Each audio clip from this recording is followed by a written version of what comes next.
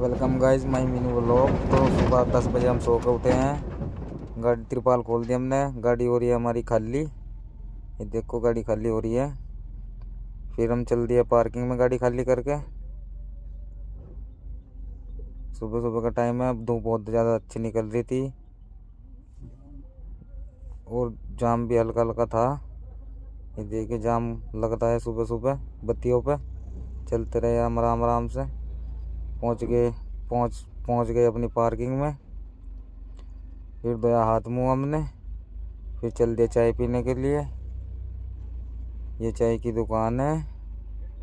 चाय ले हम अपनी गाड़ी में। कृपया करके लाइक सब्सक्राइब कमेंट जरूर करना।